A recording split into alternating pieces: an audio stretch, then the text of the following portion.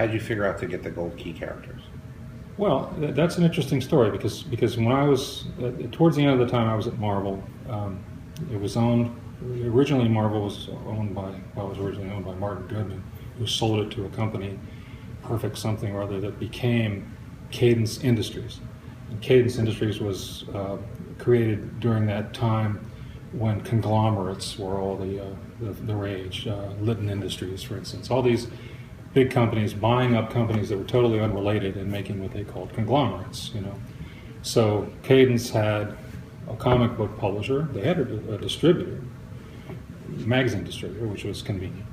They had a U.S. Pen and Pencil. They had the vitamin quota shops. They owned a theater chain in Boston. They owned land in California. They owned a Perfect subscription company, which was a thing that you offer to schools and stuff, and then the kids would go around the neighborhood and sell subscriptions to raise money for whatever. And clubs in there. Yeah, and then you know the company would get some piece of that.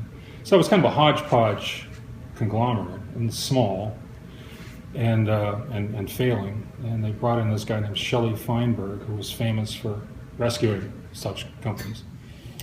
And he did. And the way that they went about that is that they would clean up these companies as best they could and then sell them off. You know, and Marvel was no exception. Marvel was actually the crown jewel. Marvel, after a few years, the publishing, on my part, we were making fantastic money, and we were sort of marching from victory to victory. It was great. We had all the great guys. As a matter of fact, one time a bunch of us were sitting around and we were kind of trying to think of who is it that we don't have? You know, who is it that we want that we don't have? And we got Sienkiewicz, we got Walt, we got Louise, we got Archie, we got David Michelinie, we got Michael Golden, we got, at that time we had Top Cow guy, Mark Silvestri. We had all kinds of people, you know, we had just about everybody. So we finally came up with two names. We wished we had George Perez back, because he had gone to DC to do the Justice League, which was his childhood dream. Right. And then he ended up with Titans. And then we wanted Jose Luis Garcia Lopez, who mostly did their commercial stuff, licensing stuff. But he was brilliant. Great all the character sheets. Great artist, and would have been lovely to have him. He also I think he did some Atari books, and he did a few things here and there. But those are the only two guys we could think of that we didn't have, you know. And so we were happy with what we had. A great crew. I had the brains to leave the guys who knew what they were doing alone. They did great stuff. We tried to help the younger guys, and we were just doing great. So of course, then the upstairs people wanted to sell us, and that caused some tension between me and them, because they were basically selling us down the river. They took away our insurance plan. They took away our pension plan. They're everything to save money, put more money on the bottom line, so they get a bigger multiple. But anyway, I forget the question. Gold Key. Gold Key. One of the suitors for Marvel was a guy named Richard Bernstein. And Richard Bernstein was a principal owner, majority owner, I believe, of Western Publishing.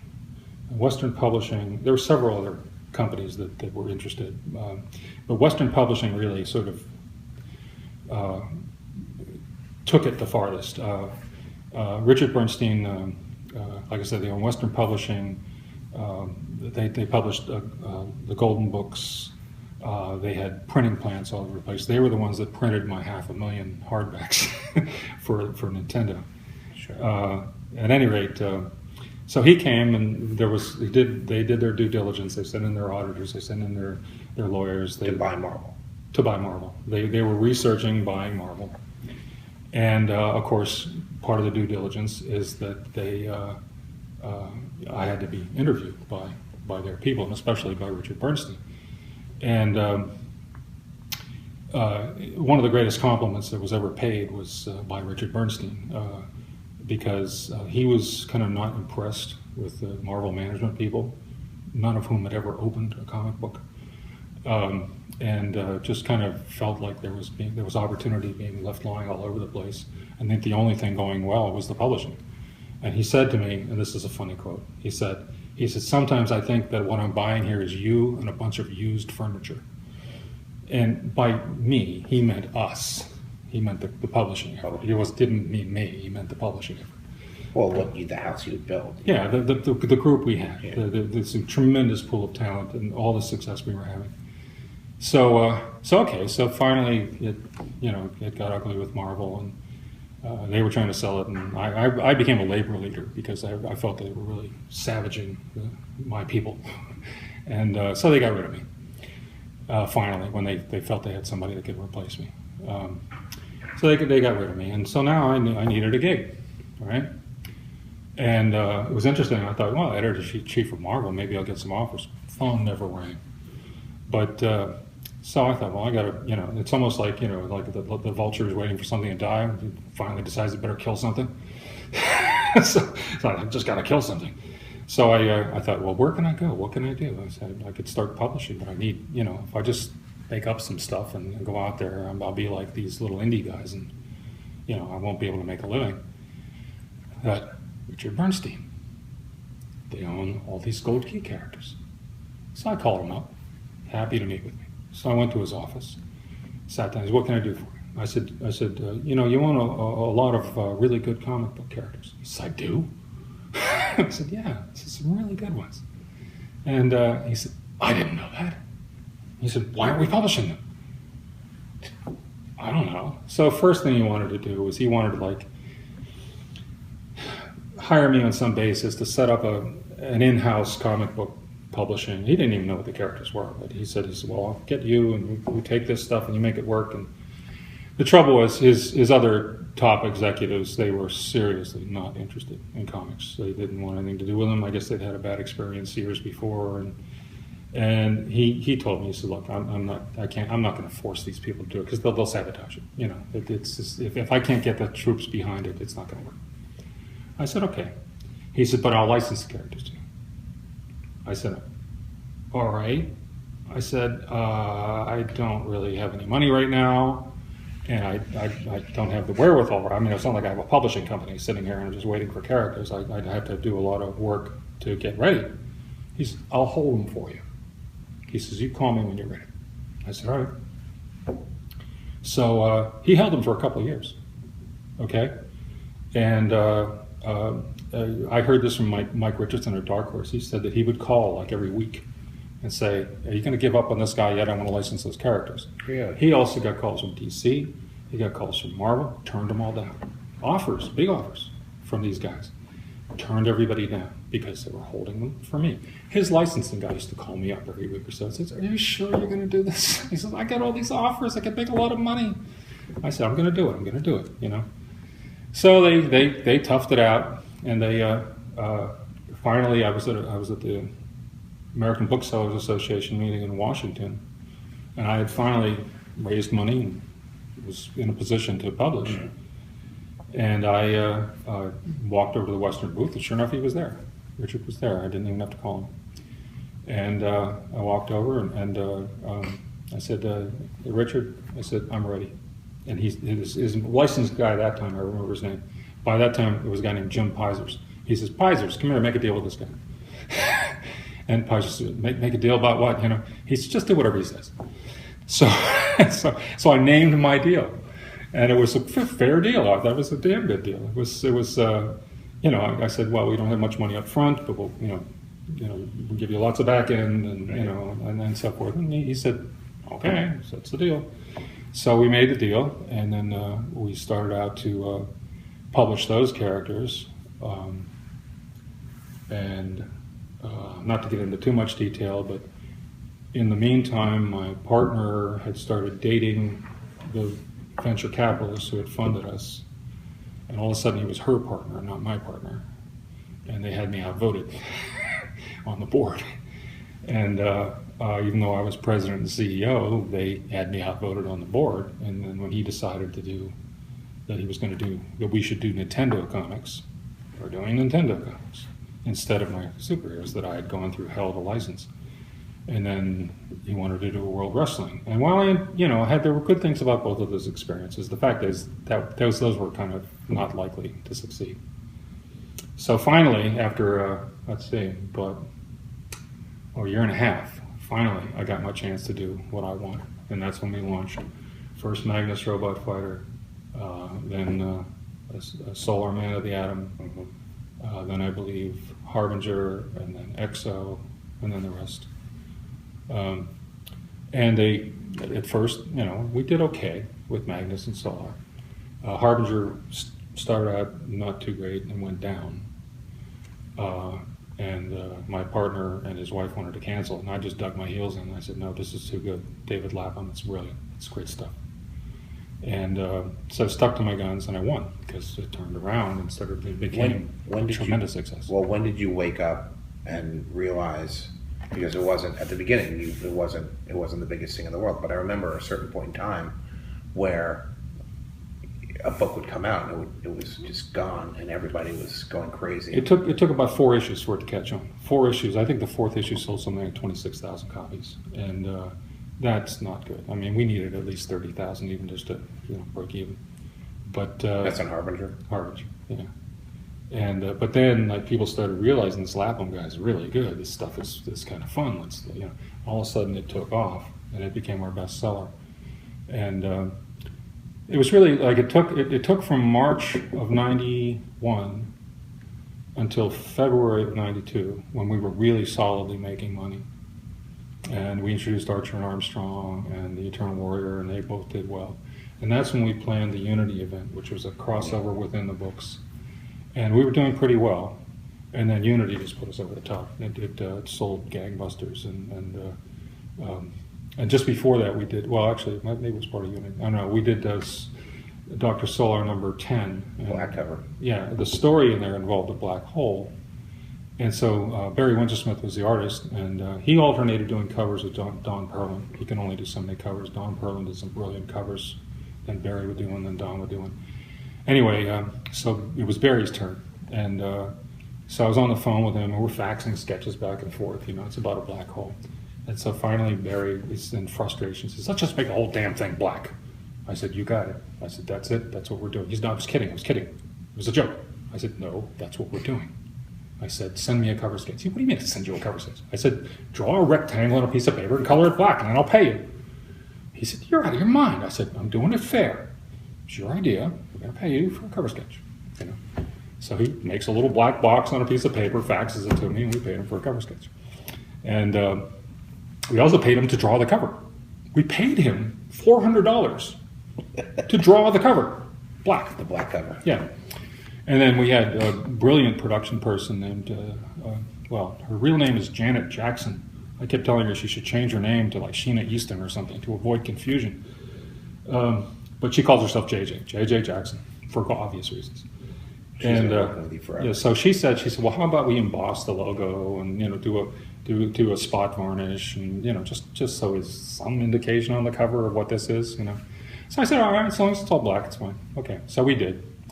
And so we were printing that issue out. I think at that point we only had orders for about 40,000. It was a big issue. I think it was double size or something. And we only had orders for about 40,000. And at that time, to save money, you can have the printer supply your paper, or you can buy your own paper and have the printer use your own paper. So we were buying our own paper, just saving a little bit of money. And so the guy who did the production, he said they think they have enough paper left to do the 40,000. He said, but then there just probably is not going to be much left. I said, run to the end of the paper, use it all. What the hell? So they ran to the end of the paper, which I guess turned out to be like another 10,000 copies. That book went on sale and sold out in an hour. An hour. An hour later, we're getting all these phone calls. We want more. We want more. We want more. So we went back to press and back to press and back to press, and that was a huge hit. And everybody, all the other publishers scoffed, and within months, Marvel did a white cover. FF cover. It's like, okay, we do it, you laugh, then you do it. But we did the flip book, same deal. They actually ran an ad in the Comic Buyer's Guide making fun of us. And months later... Marvel did? Yes. An ad ridiculing us. On that Archer and Armstrong flip For book? the flip, no, it was Magnus Robot Fighter and Rye. Right, Yeah. And they actually ran a full-page ad ridiculing us. And within months, they were doing it too. So, so I thought, yeah, okay, you keep making fun of us, we'll keep making money. But so we did, it all took off, and that was very. I remember One Shot One came out the same week as Superman, The Death of Superman, and I remember I was running a store, and I remember that you couldn't hold One Shot Ones. That everybody was just desperate for the next Valiant book. Right. Yeah. I was like at the beginning of that. That was about the time I left. I had a lot to do with the character, creating the character, and planning the story. Oh, it was all lead up from the stuff that had been. Yeah, and it was all led up to, but then they kind of took it off in a different direction. Mm-hmm. But but by that time we were the hottest thing in comics. We were publishing 8 titles a month. Marvel was publishing 156 titles a month, and we were making 10 times the money they were. 10 times as much money on 8 books. So it would be like having a whole bunch of books that sell just a little above break even, as opposed to like having 10 X-Men titles, something like that. So that was that was about the time I was out of there. But go back. I have a question. Okay, Going sure. back long before that. The direct market. Yes. You're there at the beginning of the direct market. Yes, I was. It's both good and bad. Yes. Come out of that. Could have been all good, but never mind. I'll tell you later. Wow. Well, what happened is, like, when I became editor-in-chief, which was January, first working day of January 1978, then what I found was that I was now copied on the print orders. And so I get these print orders, and I'm trying to figure them out, reading them. I went down to the circulation guy, Ed Shukin, and he explained a few things to me. So I'm looking at this print order, and there's the military copies, there's the subscription copies, there's the copies for the newsstand, there's a couple other special, like we used to sell copies through Gold Key at that time. Mm-hmm. And there's a couple other categories. And then at the bottom there was this category called Seagate. And I said, what the hell is Seagate? And then I found out, and the circulation guy was a little reluctant to admit this, but he was basically selling comics out the back door to Phil Silling, who had this little company, a little distributor called Seagate. And Phil Silling was supplying little comic shops. Even before you could get new comics, there were a lot of these little comic shops for selling back issues and stuff.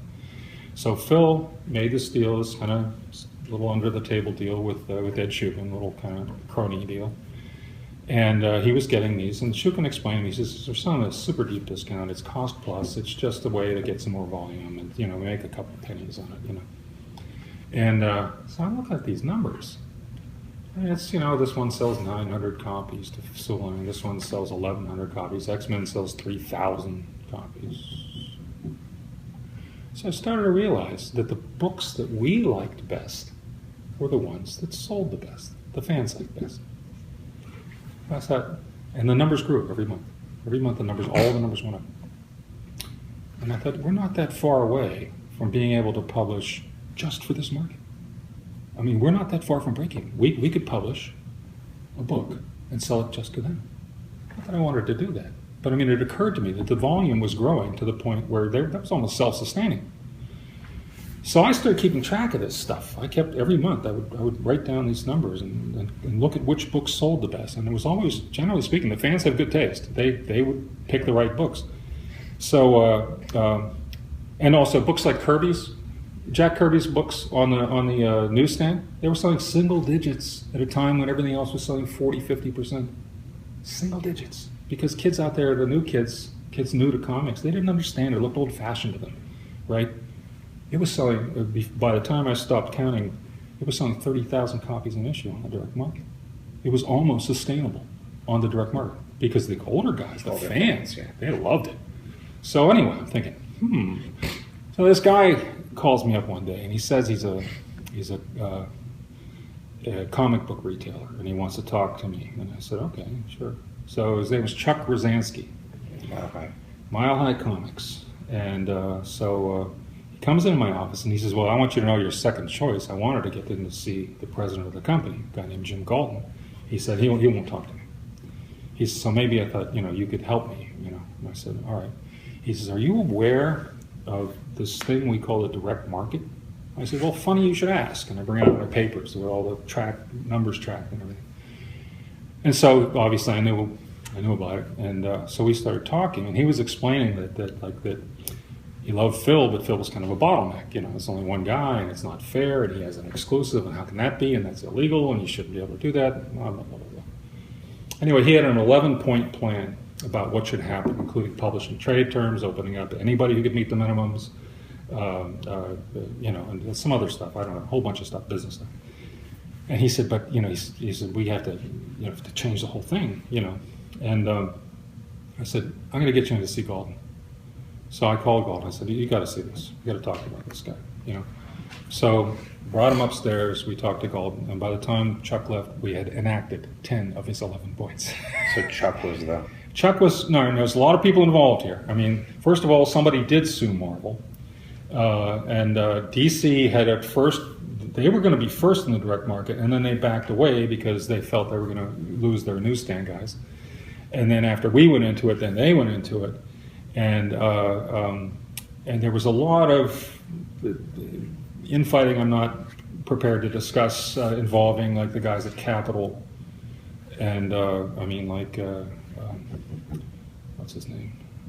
I can't remember. The Capitol guys. They're ICD2. Yeah, those guys.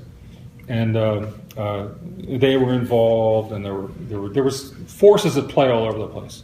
But I can tell you my part. I can tell you. I didn't know that Chuck was so. Oh yeah, Chuck was absolutely instrumental. I mean, everybody knows about Phil. Yeah, well, Chuck was the guy who dragged it out of the closet, and it was tremendously influential in the beginning of the direct market, and so it started to take off. And then just to test my theory, we published an all-exclusive direct market comic book. It was Dazzler #1, and we sold 428,000 copies direct. 428. Dazzler? Are you kidding me?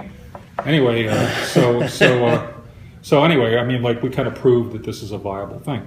Now, my plan was to keep the newsstand strong, because that, you know, you have 70,000 outlets, so you're getting new readers in all the time. If a new reader comes in and picks up a G.I. Joe because he knows who G.I. Joe is, I bought G.I. Joe off the newsstand. He thinks it's cool. Right. Now he wants more. Okay, well, where does he go? He finds a comic book shop. Yeah. Okay, so that's like, you know, the draw them in. They'll go to the comic book shop eventually if they like this stuff.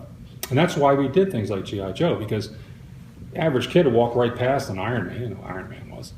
But if he saw G.I. Joe, his eyes go wide, you know, or Star Wars or whatever. I mean, that stuff was the bait. And we would get them in there, and then what do you know? Maybe they do like Iron Man, you know, or whatever. Or maybe they like Superman. Who cares? It's just build the business. We didn't care if they went and bought Superman. We just wanted this dying industry to turn around, and it did. And my idea was to keep the newsstand strong. I was even going to do newsstand exclusives, which would have really made the direct market guys angry. But I thought, tough beans, man. You know, we're trying to support both guys. And I thought as long as we had the two different outlets, the 70,000, which brings in the new readers who go to the direct market eventually, and the direct market, which is, I mean, you know, and let's face it, shooting fish in a barrel, because it's all fans and they love everything, you know, you do and everything. So, but the trouble with the shooting fish in a barrel was too tempting. So the circulation guy, the financial guy, and the president of the company, they're all like, why are we even bothering with this newsstand? We're, you know, okay, we make a few bucks, you know, but a lot of these things that break even, you know, and the newsstand sales are falling. I said, let's support them. Let's drive the sales up. Let's promote to the newsstand. Let's do an exclusive. And it was just too easy to, like, it was easy money in the direct market. And so I could never win that fight. But you fought the fight. Huh? But you fought the fight. I fought the fight like crazy. And couldn't win. And then eventually I was gone. And then eventually they went all direct. And eventually now the comics sell fractions. Well, you can't get 8-year-olds into the comic book store until they've... Yeah, because there's no 70,000 newsstands out there. It's self-fulfilling. Giving these kids this opportunity. And like I say, as long as there's something that you're publishing it's Transformers, it's G.I. Joe, it's Star Wars. I mean, something that catches their eye. And then they'll find out who Daredevil is. Right, I showed her, we went to Brooklyn yesterday, I showed her where the newsstand was in front of the train station where I got my first comics. Yeah. And then my second comics came from the Five and Dime. Right. You know, and they had those Whitman sampler packs, and Sure. Everything. Yeah. And those weren't comic book stores. And then I found a bookstore that was selling direct market. Yeah, I've always bought my comics at the drugstore. I can't remember the name. But there was a drugstore at a comic book rack. And the truth is, if the direct market had existed back then, I would have found it because, like, some issues you couldn't find, or they didn't get them. You got to start somewhere. Yeah. You got to have an entry point. Yeah. And anyway, so the thing is, I would like ride my bicycle from drugstore to drugstore, trying to find that this month's Iron Man. But yeah. Anyway, so that was my theory, and I thought it was a good theory, but couldn't make it fly. I mean, I had a lot of power as far as like what went on with the comics, and including marketing and circulation, distribution. But there were other people who had power too, and I was outnumbered. So, were you talking to DC at all during the time? About the shift into the direct market? No, not really. I mean, basically, what happened with us in DC is we started producing better comics. I mean, I made a real attempt to bring in better guys and pay them better. I doubled the rates, doubled them again. Introduced the first incentive plan, which was a continuity plan. If you did 6 issues in a row, you got a bonus, substantial bonus. If you did, and every 3 issues you did after that, you get another bonus. Oh, wow. Try to keep a guy on the same book, because we'd have guys floating in and out. That was not good. And there was a lot of fill-ins back then. Yeah, and so, well, actually, the reason for the fill-ins is because the month I took office as editor-in-chief of Marvel Comics, first working day of January 1978. So I assessed the situation. And the situation was that we had books still in-house that we hadn't shipped to the separator yet, still in-house that should have been on sale 4 months earlier. That means that book is technically 6 months late. Okay? We had books 6 months late. We were supposed to ship 45 color comic books in January. We shipped 26. 26. And so it took me, I said, I'm not even going to look at the books. I'm not going to have anything corrected. I'm not going to do anything. I'm just going to get them on time first. And so by April, we were shipping the right number of books. And then by the end of that year, we were on time. Yeah, for the, can't remember the guy's name, Bob something or other. Bob something or other, World Color Press wrote me a letter. He said, congratulations, for the first time in its history, Marvel Comics is on time. Wow. That's... Bob Craig. Anyway, yeah, so, I mean, it was getting them on time, and I'll grant you that first year, there was probably some stuff published that shouldn't have been published, but, and fill-ins and stuff. But then, once we were on time, I said, look, if it's a limited series, no, I don't give a damn if it's late. It's a one-shot, But the regular monthly books must make shipping. And so we would have sometimes a book that was supposed to ship in the first week and then maybe fall back to the third week or something. Yeah, but it's shipped in the right month. And so, and during the whole time I was editor-in-chief of Marvel Comics, we never had an unscheduled reprint, never. And because that used to happen all the time. You'd get the dreaded deadline doom, Steve Englehart didn't deliver this month, so we have to publish a reprint. So, I mean, like that was, I just thought that's bad. But then on top of that, then I started getting these really talented guys, incentives. Eventually we introduced the royalty system. We supplied all of their materials. We had health insurance, life insurance, character participations, participations for creating a new title that stuck with you even if you weren't the one doing it anymore, like Alpha Flight, John Byrne, lots of good incentives. You can make really good money. I said it's work for hire. I can't change that, but I can make it good work for hire. I can make it, something that is desirable. So we did, and then we had really good editors. We had Louise Simonson, Archie Goodwin, Larry Hama, Bob Budiansky. For a while we had Roger Stern. We had some great people, and you get a bunch of talented people. You get them in some kind of reasonably organized chaos, because it's creative. It's always going to be a little helter-skelter. But, you get them all kind of marching vaguely in the same direction, and you win. You just mentioned Larry Hama. Yeah. So, G.I. Joe. Yeah. Was you Transformers, G.I. Joe, all that cartoon stuff. Yeah. Was that directly from from the Star Wars? Well, Star Wars was a big success, and then I think the president of the company thought, well, let's just do movie adaptations. And of course, it has to be a super movie. Or it's, Indiana Jones succeeded with us. Star Wars, we had a couple other small successes, but a lot of them were just more trouble than they were worth. Or either Krull. Yeah. Anyway, but the way G.I. Joe came about is that the story, as I understand it, was that Jim Galton, our president, was at some fundraiser charity thing, and went to the men's room, and standing next to him was what's his name, Hassenfeld from Hasbro, and so I guess they were talking, not there, but I guess they met each other and they were talking,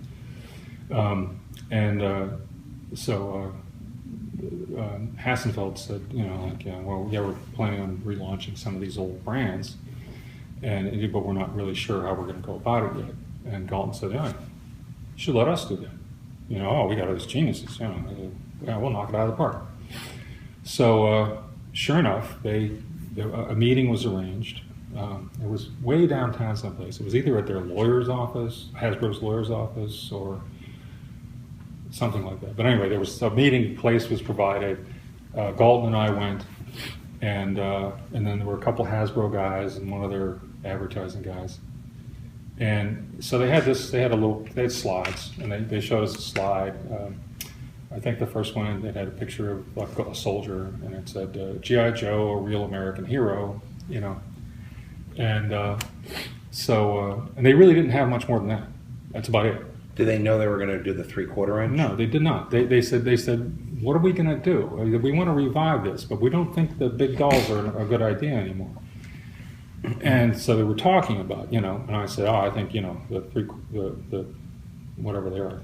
Yeah, the 3/4, I think. Yeah, whatever, 3 1/4, whatever they are. Those small action guys, and that's what they call. And the guy says to me, he says, yeah, but it's G.I. Joe. What are we going to do? Have a G.I. Fred, G.I. Steve, G.I. I said, no. This is me. I said, G.I. Joe is the name of the unit, okay? It's a top secret unit. It's the best soldiers and the best sailors and the best airmen and the best Marines, super secret and no war. I said, you can't do war, but you can do anti-terrorism. So they're the guys, when there's a terrorist crisis, you call in G.I. Joe, right? So they like that, call in G.I. Joe, and they like the 3/4. We helped them talk themselves into that, and they like the little slogan, and they like the anti-terrorist thing and all that, and they like the idea that's the name of the unit, and they said, "This is great. Can you give us like a storyline for this?" I said, "Well, yeah, we can do that. Okay, we'll get you something in a couple days." So I get back to the office, and we had this editor, Larry Hama, who. Ex-military, explosive ordnance expert, and so I walked into his office, and he had been working on a revival of Sergeant Fury. Similar concept. It was like a secret unit but it wasn't Airmen, Marines. I invented Delta Force 2 years before Reagan did. Okay. But, anyway, he just had like this army unit that was like a secret unit, and they had a headquarters that was under the chaplain's the chapel or something. And he had been working on it. He had told me about it. And I said, hey, dude, this is what we got going here. This thing with Hasbro. What do you think? And he says, oh, I could use some of the ideas I've been working on with that. I said, take it. So he took it and ran with it. I think maybe I had, because he was doing the development, I think I might have had Denny O'Neil sort of act as editor on that. But basically, it became all Larry. It was Larry Hama's show. And so other than my little contributions at the beginning, everything was Larry. He just took it and ran. The only other significant contribution in my mind, a bunch of us flew up to, where are they? Rhode Island. I don't know. Wherever in Rhode Island that the Hasbro was. We flew up there to have a meeting to talk about the launch of this thing. And the Hasbro guys, they love all this Larry's story, and they love the background and stuff. Larry wrote a brilliant story. I actually rewrote it, but not to change anything, just to make it tighten it out. Well, he wrote it kind of just sort of, here are the facts. I dramatized a little bit, like toy guys love football cliches, and he would not be denied, stuff like that, So I sort of melodramatized it a little bit, but it was Larry's stuff. And so anyway, they loved it. And so now we're going out there to hear what they're going to do. And so they had ideas for different vehicles and stuff, and Larry had given them ideas for vehicles and weapons and things. And they had some of the characters which Larry had created, and so they didn't have any villains, no villains. And Archie Goodwin said, "You don't have any villains." No, oh yeah, they don't sell. We're not doing any villains. They don't sell. He said, "Who are they going to fight?" He said, "Well, it doesn't matter. Their villains don't sell." And he said, "You have to have a villain. You have to have a villain." So we're getting this argument. I say, "He's right, yeah." So we're all arguing with him. We finally won. And they said, "Well, what are we going to do for a villain?" Archie says, "How about the Cobra Command and and the Commandos and the Cobra Commander? Cobra Commandos, Cobra Commander." I don't know if he came up with it on top of his head or what, but he said this secret organization called Cobra, and they're evil and they're terrorists and blah, blah, blah. And they said, "All right, we're going to have one Cobra Commando. We'll do that." And they did. It was like one of their best-selling toys. And so anyway, then after that, it was pretty much all Larry. And what Hasbro would do is every year they would come, or every 6 months or something, they would come and they would show us technology, like sort of naked machinery. And they would say, "Look, it does this. What is it?" And Larry would say, "We're going to call it the jump tank, and we're going to, it's a jump tank. It jumps over obstacles." And he'd come up with something somehow. I mean, like he'd take whatever they look. It goes like this, and he'd come up with something. Anyway.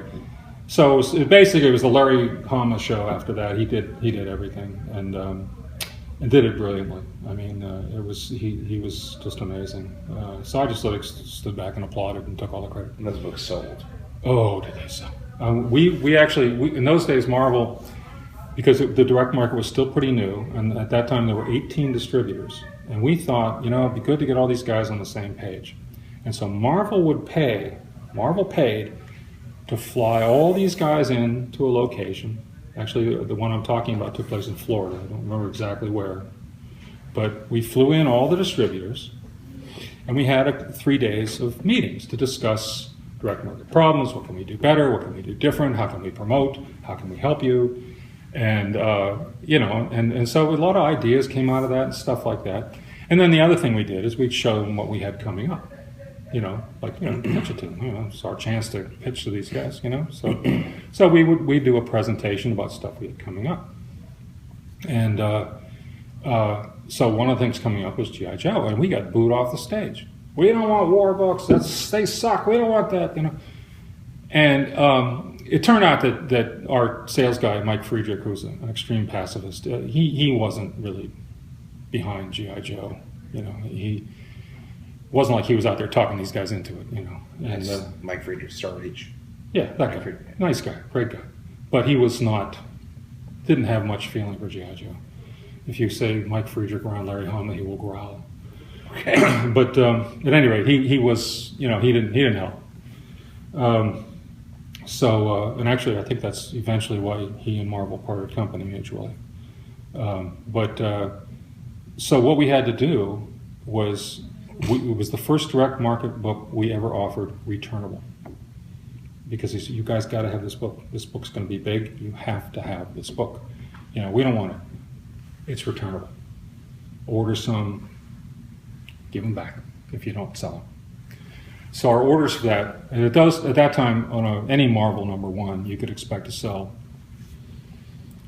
300,000-400,000 copies easy, because it was a Marvel #1. We sold 100,000 returnable. Now, these guys taking no risk, and they made very small orders. That book was gone the first day, and we had to go back to press and again. And then after that, every issue took off. It was great. Oh, you're having multiple prints of all of those first. Yeah, they sold like, but see, by the time the first issue was selling in the store, they had already been ordered. So anyways, and then one of them was already like at the printer or something. But anyway, the thing is, like that was a big hit. And that got us into doing other toy stuff, because every time something succeeded, the president of the company said, "Well, let's do that." So the next thing you know, I'm doing Starriers and robotics and all kinds of sectars, and those were the best toys. Good toys. I don't know. A lot of those toy comics, it was almost like like Star Wars was a hit. Well, now let's do Land of the Spiders, and it doesn't work. But anyway, so that was a tremendous success, and like I said, almost all Larry. But it led to other things, and it led to some good things. I mean, there were other toy-related things like Secret Wars, for instance. So, speaking of Secret Wars, because you were talking earlier about the Beyonder. That's right. This summer they're doing. That's their big thing this summer is the Secret Wars. Right. So they're doing a whole Beyonder story. And okay. How did Secret Wars happen, and the toys with those goofy shields? First thing that happened was that Kenner decided to do a line of superhero action figures. And so the thing is, nobody knew who Iron Man, I mean the general public, not the comic book people, the general public, people didn't know who Iron Man was or Daredevil or, They didn't have cartoons. Yeah, they knew Spider-Man, but that's about it. But what kid had never heard of Superman, Batman, Wonder Woman, Robin, superpower stuff. Yeah, I mean all that stuff. So Kenner licensed the DC heroes for their toys. Well, Mattel across town, or across the country, Kenner was in Cincinnati. Mattel, I guess they got wind of this, and they had Masters of the Universe, which is kind of a real young kid thing. And so they didn't want to be the only major toy company that didn't have superheroes. So who's left? Us. So they came to us and they said, we're interested in licensing superheroes. Like, who do you got? And the licensing agent is like, looking at this Ghost Rider, and they're like, who? And so anyway, then I was called in the meeting because I was the only one who could intelligently discuss the comics. Like I said, the executives really weren't much into it. So I was saying, oh yeah, all this great stuff. And they said, well, you know what? You guys would have to do something really spectacular, some kind of big publishing event, something to get a lot of publicity, and maybe then we'd consider it. And so the president of the publisher looks at me and says, got any ideas? And I didn't, but I used to read a lot of the fan mail. Every day, I would get a dozen letters from kids saying, why don't you have all the superheroes and all the super villains in one big story? Like get this suggestion 12 times a day, and I was like, yeah, impractical, can't do it. And so I said to the guy, all right, we're going to have all the superheroes, all the major superheroes and all the major supervillains in one big 12-issue story. And it's going to be spectacular, and it's going to sell it crazy, and it's going to get a lot of publicity. I said, that's good. So then we started, and we made a contract with them. We started doing a lot of development with them, and they threw us a bunch of curveballs. I mean, I don't know what I originally called it, but they did some focus group testing, and they came back and they said that the two words that the kids liked best were secret and wars. And I said, okay, it's Secret Wars. That's what it is, and it is secret because it's on another planet. Nobody knows. So, but then they came back with other stuff. It's like, like Dr. Doom, he looks too medieval. He needs to be more technological. And I'm like, I'm not going to change Dr. Doom on your whim. On the other hand, I thought, well, but I could change him for a while. I could have it happen in the story, and if it happened as part of the story, I can live with it. And they wanted Iron Man more technological, and they wanted vehicles and play sets and fortresses and stuff. And I'm thinking, got to figure out a way to do this that it isn't stupid, that it works. I think I did. I think. So that's why you have all the fortresses and the thing in the book. Yeah, okay. because Mattel needed us to have those, and then it came down to who's going to write this thing. And in those days, I mean, we had tremendous writers. We had Claremont and Michelini and Louise and Archie and Walt on Thor. We had all kinds of great writers. But the trouble is, and don't take this wrong. I mean, basically these guys jealously loathe their characters, right? Their characters. But, so the idea of let's say I gave it to Claremont. Well, Michelini would be losing his mind over every word that Right. Claremont wrote for Iron Man. Let's say I gave it to Michelini. Well, Claremont would be losing his mind over every word that the X-Men said that he wouldn't have had them say. I said, there's only one, everybody already hates me, so there's only one guy who can do this. So I said, I'll do it. That way, because I mean, the theory was, you're editor-in-chief, you are the ultimate authority on these characters. I get to say what Spider-Man is like, not you. So anyway, I thought, well, I'll do it. And then, they'll all come and complain to me, but they always do anyway. So fine. So I did it, and amazingly, I didn't get that many complaints. I mean, basically, Chris was enraged when I had Spider-Man kind of holding his own against the X-Men for a little while. I said, they win, Chris. It's just like, come on, give me a break here. I said, Spider-Man, he's got to look good, And, well, I don't think that would, I said, yeah, go away. But so we had some, cat and dog arguments here and there. But basically, it all went pretty well, and people cooperated, and everybody, and the book sold like crazy. And it also had a residual effect on the other books. And I thought the story came out pretty good, and they still reprint it to this day. They keep reprinting it, different formats. The big summer event this year, the whole big thing is Secret Wars. Yeah, but it's a new Secret Wars. Yeah, it's but not, it's but it's the same concept. Yeah. It's the same concept. The Beyonders. Yeah, and it took them this long to think of that, but they should have done that years ago. Because it's a good concept. You get one giant story, you get a whole big bunch of good guys and bad guys, and that's a recipe for success right there. How'd the toys do? Toys did well. Marvel made some nice licensing money. I remember Barry Kaplan showing me a $3 million check once, and that was just one check of many. And they did well. I mean, the thing was, it was really not their major effort. It was a hedge against Kenner. Right. Kenner didn't do that much better, and so it was just, all right, they're doing this, so we have to have one in our back pocket here. So they didn't really give it the major push. They were still giving the major push to He-Man.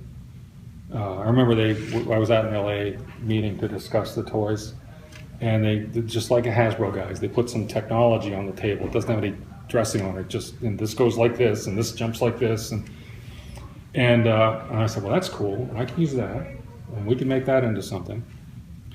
And then it turned out that they decided, since I said they were cool, they'd use that for He-Man, and they gave us the other stuff.